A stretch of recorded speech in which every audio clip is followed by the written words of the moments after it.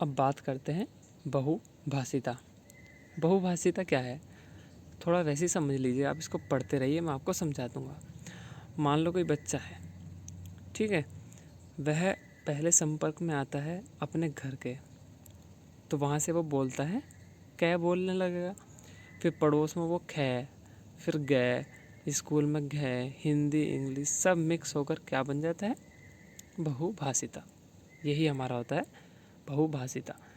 इसमें शब्दों का लेन देन, वाक्य में कठिनाई, उच्चारण वगैरह, इसमें थोड़ा उसको कठिनाई होती है, लेकिन वो इन सब से मिलाकर बहुभाषिता का निर्माण कर सकता है एक बच्चा।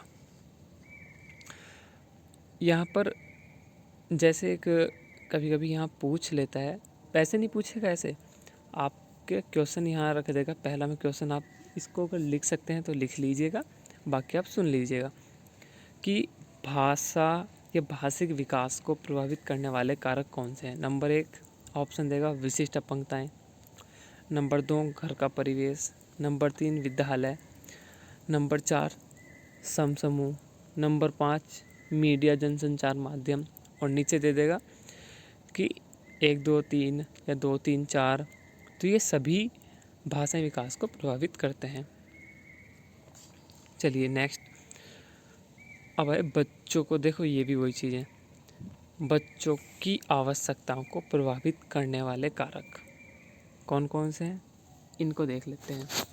सबसे पहले बात करें वंचन की, तो वंचन क्या है, ये माता पिता से वंचित रहना आवश्यकताएं के विकास को बाधित करता है।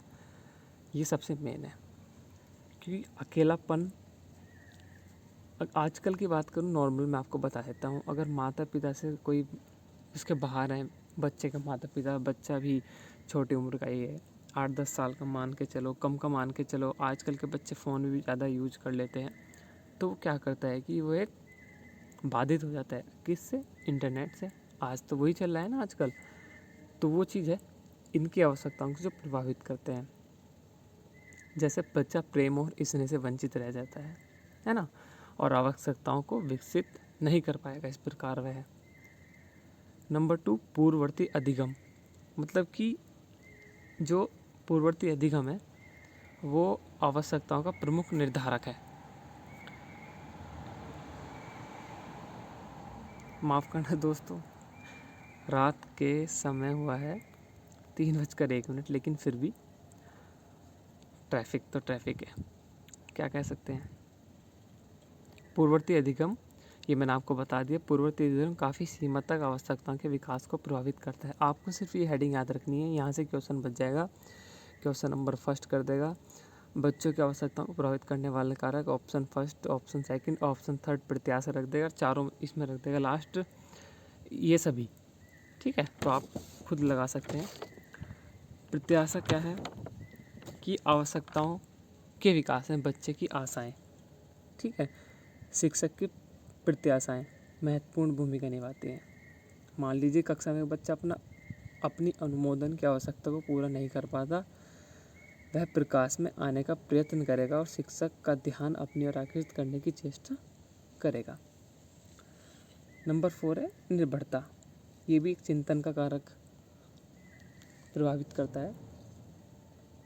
ऐसा बच्चा जो अपने माता पिता पर अधिक निर्भर है, निर्भय मतलब कि निर्भर ज़्यादा है और निर्णय स्वतंत्र रूप से नहीं करता, वे बच्चे क्या हैं कि वो भी उनकी आवश्यकताओं को प्रभावित करेंगे। इसके बाद है समाकलित बाल विकास में शिक्षक की भूमिका। शारीरिक विकास, इसमें शारीरिक विकास की बात करें तो शारीरिक विकास से तात्पर्य है कि बच्चों के विकास का महत्वपूर्ण पक्ष जो विद्यालय के क्रियाकलापों से उसे मिलता है। जैसे आज का सिस्टम कर दिया मिड डे मील, उसमें निर्धन जो बच्चे होते हैं उन्हें मध्याह्न भोजन, दूध दिया जाना, ठीक है। और क्रियाकलाप के लिए जैसे खेल कूद हो गए और अध्ययन हो गया, घूमना फिरना, ये सब चीज़ें क्या हैं, शारीरिक विकास के लिए हैं। इसी तरह मानसिक विकास को देख लीजिए। मानसिक विकास में क्या है, कोई बच्चा है वो 6 वर्ष की उम्र का, मतलब कि बच्चे का जो मस्तिष्क होता है ना, वो पहले 5 वर्ष तक पूरी तरह विकसित हो जाता है। यहाँ से एक क्वेश्चन बन गया आपका कि बच्चे का दिमाग 5 वर्षों तक या कितने वर्षों तक विकसित हो जाता है, तो ऑप्शन होगा 5। और जब वो 6 वर्ष में आ जाता है, तो वह विद्यालय स्थिति को समायोजन कर सकता है और उससे लाभ प्राप्त कर सकता है। ठीक है, चलिए यहाँ थे हम। ठीक है, इस तरह जैसे सामाजिक आपका शारीरिक हुआ, मानसिक हुआ, मानसिक के बाद आपका संवेगात्मक भी तो हो सकता है। संवेगात्मक में क्या है कि इसमें कुछ जैसे अनुभूति हुई, अनुभूति की स्थिति, शरीर के भीतरी परिवर्तन, ये सब क्या है, संवेग हैं। संवेग क्या है आपको मैंने शुरू में बता दिया था, ईर्ष्या, द्वेष, ये सब चीज़ें संवेग में आ जाती हैं। अब नैतिक विकास भी हो सकता है। नैतिक विकास क्या है, कोई बच्चा है, सबसे पहले शिक्षक से तो सीखेगा। शिक्षक स्वयं को आदर्श प्रस्तुत करने के बाद ही तो बच्चों को सिखाएगा। बच्चों में ईमानदारी, सही गलत, वो सब क्या है, नैतिक विकास के अंतर्गत ही तो आते हैं। अब सामाजिक विकास क्या है, जैसे जैसे बच्चा बड़ा होता है तो समाज के प्रति अग्रसर हो जाता है। जैसे कि समाजीकरण कहलाता है। जैसे नॉर्मल आपको बता दूं, शिक्षार्थियों के सहयोग, समायोजन में संवर्धन, खेल कूद, समूह परियोजनाएं, ये सब क्या है, सामूहिक। ठीक है, थोड़ा शॉर्ट में मैंने आपको 5 चीज़ बता दी। ठीक है, बात करते हैं पूर्व विद्यालय शिक्षा के बारे में। ये महत्वपूर्ण है। पूर्व विद्यालय शिक्षा पूछ लेता है कितने और कितने वर्ष के मध्य में दी जाती है, तो 3 से 6 वर्ष के मध्य में दी जाती है। इसमें करना क्या होता है, बच्चों में अच्छी आदतों का विकास, व्यक्तिगत समायोजन के कपड़े पहनना, सोच संबंधी क्रियाएं, भोजन करना, हाथ मुंह धोना, ये सब कौशल उसमें सिखाए जाते हैं।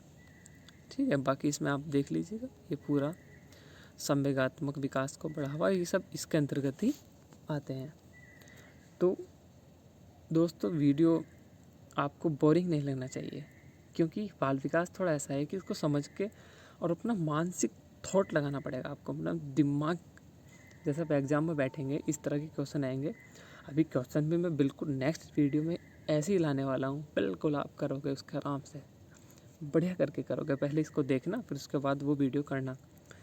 इसमें आप ये मत सोचना कि हाँ मैं कैसे या क्या, लेकिन आपको सिर्फ वो चीज़ें ध्यान रखनी है जो महत्वपूर्ण है।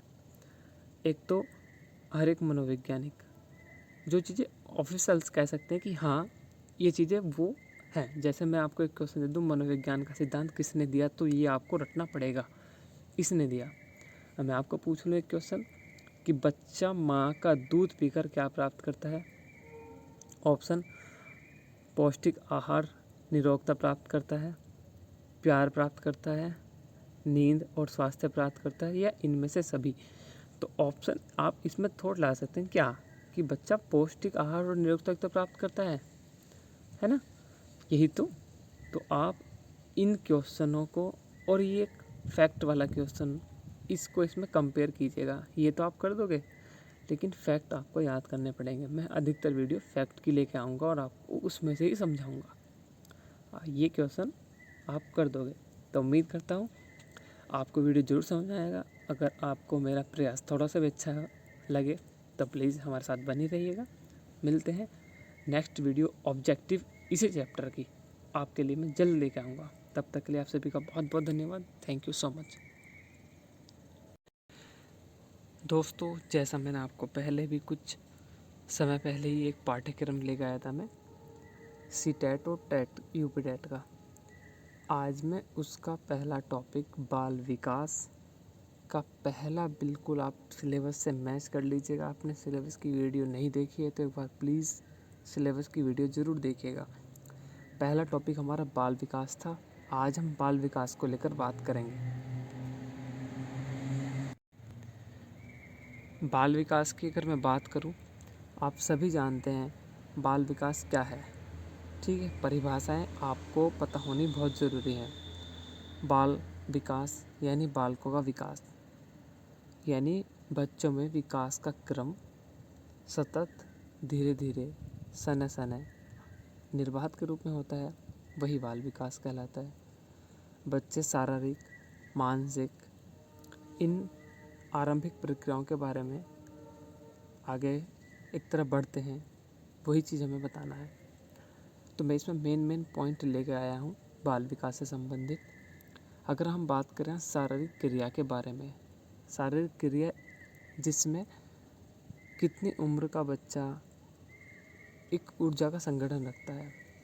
5 वर्ष की अगर हम बात करें तो ऊंची कूद वो कितनी दौड़ सकता है, लंबी कूद कितनी, बालक और बालिका इतनी। आप सिर्फ इसको थोड़ा माइंड में पढ़ लीजिएगा, ठीक है। वीडियो को रोक कर इसकी PDF मैं आपको प्रोवाइड करा दूँगा। आप मेरे टेलीग्राम चैनल पर, इसी नाम से टेलीग्राम चैनल है, उसको ज्वाइन कर लीजिएगा। वहाँ पर मैं PDF प्रोवाइड करा दूँगा, ठीक है। 5, 6, 7 तीनों वर्ष से है, इसको आप सिर्फ देखना है, कुछ नहीं करना, ठीक है। नेक्स्ट देखते हैं, हाँ, विकास की अवस्थाएं। ये अच्छा है, इसके ऊपर मैं पूरा वीडियो लेकर आऊँगा और भी अच्छे से। तीनों चारों अवस्थाएं, वैसे मैं इसमें पूरा प्रयास करूँगा समझाने का, लेकिन एक अलग से वीडियो तो चाहिए इसके लिए। जैसे कि जन्म से 2 वर्ष तक विकास की अवस्था शैशव काल होती है, ठीक है। 2 से 6 वर्ष पूर्व बाल्यकाल यानी पूर्व प्राथमिक, जो स्कूल जाने की अवस्था होती है। 6 से 12 उत्तर बाल्यकाल प्राथमिक होती है। 12 से 18 वर्ष किशोरावस्था होती है, ठीक है। तूफान, संघर्ष इसकी अवस्था बोलते हैं इसको, वो माध्यमिक तथा वरिष्ठ माध्यमिक, ठीक है। और बाल्यावस्था में बच्चा काफ़ी कुछ ज़्यादा सीखता है। 18 से 40 वर्ष तक युवा प्रौढ़ावस्था आ जाती है। यहाँ से क्वेश्चंस पूछेगा, इसको आपको ध्यान में रखना है। और 40 से 65 परिपक्व, ठीक है, प्रौढ़ावस्था। 65 से ऊपर वृद्ध या वृद्धावस्था। देखो कई बार एग्जाम में ये पूछ लेता है कि बच्चा कितने शब्द का प्रयोग करता है। तो 4 वर्ष में जो उसका सामर्थ्य हो जाता है 5600 मूल शब्द का हो जाता है, ठीक है। उसी प्रकार बात करें 5 में 9600 और 6 वर्ष में 14700, बाकी ये वर्ष में आगे बढ़ता रहता है, ठीक है। आप इसको भी देख सकते हैं। यहाँ पे एक नीचे टॉपिक दे रखा है कि संकल्पना का विकास, कंसेप्ट डेवलपमेंट क्या होता है। इसके बारे में थोड़ा जान लेते हैं, फिर हम पियाजे पे आते हैं, ठीक है। इनके बारे में बात करूँ मैं संकल्पना के विकास के, तो इसमें बहुत इसके पक्ष होते हैं। मैंने को नहीं लिख पाया, आप सिर्फ समझिएगा। पहला पक्ष होता है भावनात्मक पक्ष। भावना के बारे में सभी जानते हैं। बच्चा क्या करता है, वह अपना एक लगन, प्यार, गुस्सा यानी तृष्णा, इन सब चीज़ों से वो परिवार से सीखता है। वो भाव एक परिवार से तो प्राप्त करता है। अगला टॉपिक इसी में ही संकल्पना को कह सकते हैं सामाजिकता। बच्चा बड़ा होता है, समाज के साथ आगे बढ़ता है, ठीक है। जो समुदाय होता है, सामाजिकता की भावना से उसका तीव्र विकास होता है, ठीक है। परिवार के बाद इसका हो जाता है समाज, ठीक है। और भी इसमें काफ़ी है, लेकिन आपको सिर्फ थोड़ा समझना है। जैसे और अगर मैं बात करूं, अब बात चलो छोड़ो, काफ़ी इतना डीपली नहीं जा रहे हैं। अगर कुछ ऐसे टॉपिक होंगे उन्हें मैं कवर करा दूंगा। यहाँ से क्वेश्चंस आते हैं। पियाजे का विकास, संज्ञानात्मक विकास पूछ लेता है। यहाँ से एक क्वेश्चन ये बन गया कि संज्ञानात्मक विकास किसका है, तो आपका आंसर क्या होगा कि किसका है, पियाजे का। दोस्तों ये PDF ना थोड़ा मैंने यूज किया, बुक से फ़ोटो लिए और स्कैन किया, आपके सम्मुख ले गया, क्योंकि मुझे बहुत कम समय मिलता है, इसलिए मैं इनको राइट डाउन नहीं कर पाया हूँ। लेकिन मैंने उन चीज़ों का फ़ोटो कैप्चर किया है, भले से मुझे टाइम लगा, जो आपके लिए महत्वपूर्ण है। और भी नहीं, इतने में काम नहीं चलेगा, मैं और भी क्वेश्चन लेकर आऊँगा, आप बेफिक्र रहें। देखो आप मुझे कमेंट करके यहाँ बताइएगा कि पियाजे के ऊपर मैं अलग से वीडियो लेकर आऊँ, स्किनर के ऊपर अलग से लेकर आऊँ। जितने ही मनोवैज्ञानिक हुए हैं जहाँ से क्वेश्चन अधिक आते हैं वहाँ से मैं वीडियो लेकर आऊँगा। वही वीडियो आपके लिए बहुत ज़्यादा अच्छी रहेगी, ठीक है। तो चलो पियाजे पे बात कर लेते हैं। पियाजे के बारे में, इनकी संज्ञानात्मक विकास की 4 अवस्थाएं होती हैं, ठीक है। इन्होंने कहा है कि विकास ऐसी प्रक्रिया है जिसमें क्रमिक परिणात्मक परिवर्तन के साथ निरंतर प्रगति होती है। इसके अनुसार शारीरिक विकास की तरह संज्ञानात्मक विकास के चरणों में होता है। ठीक है, कितने चरण है उसके, कितनी अवस्थाएं हैं, 4।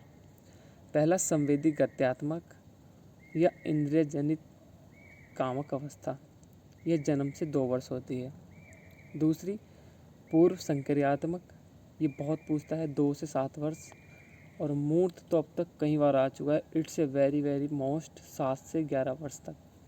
और चौथी होती है आकारिक संक्रियात्मक अवस्था, 11 से 15 वर्ष तक। ठीक है, अब इसमें थोड़ा हम डीपली पढ़ लेते हैं इनको कि आखिर संज्ञानात्मक विकास के चरणों में पहली अवस्था संवेगी गत्यात्मक क्या है। यानी यहाँ बच्चा प्रतिवर्तों का समूह, यानी जो जीव के ऐसे स्थान में परिवर्तित होने लगता है जहाँ अपनी शारीरिक हरकतें हो गई और अपनी भुजाओं टांगों को हिलाना, ठीक है, अपने पर्यावरण में जिन वस्तुओं को देखता है उनकी ओर आगे बढ़ने के लिए ऐसा करता है। दूसरा है पूर्व संक्रियात्मक अवस्था। इसमें बच्चा क्या करता है, अपने अनुभवों के साथ सीधे भौतिक रूप से अंतःक्रिया करने के स्थान पर उसका मानसिक रूप से निरूपण करने के योग्य हो जाता है। बच्चा यह भी समझने लगता है कि प्रतीक वास्तविकता के कुछ पहलुओं का प्रतिनिधित्व करते हैं, मतलब थोड़ा वास्तविक रूप से समझने लगता है।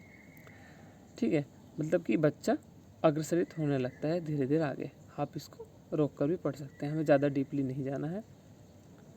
अब मूर्त संक्रियात्मक की देख लेते हैं, बहुत मोस्ट है, इसको ध्यान से देखिएगा। इसमें क्या आता है कि चिंतन की परिसीमाएं दूर होने लगती हैं। चिंतन तात्कालिक फोटो की तरह असंयुक्त प्रतिनिधात्मक क्रियायुक्त नहीं होता, मतलब कि जो चिंतन है वो एक फोटो की तरह प्रतिनिधानात्मक क्रियायुक्त नहीं होता। क्रियाओं के चलचित्र की तरह एक श्रृंखला के रूप में निरूपित किया जा सके ताकि उन्हें आवश्यकता पड़ने पर पुनः प्रस्तुत किया जा सकता है। यानी पूर्व मूर्त संक्रियात्मक बच्चे एक महत्वपूर्ण उपलब्धि होती है कि उसके चिंतन में उत्क्रमणीयता आ जाती है। ठीक है, इसमें 4th अवस्था और उसकी रहेगी। 4th अवस्था आप ऐसे ही देख लीजिएगा। जो 4th अवस्था है, 4th अवस्था में क्या है कि इसमें 11 वर्ष से आगे इस अवस्था में बच्चा क्या करता है, शारीरिक व मानसिक अवस्था में परिवर्तन के साथ ये करता है।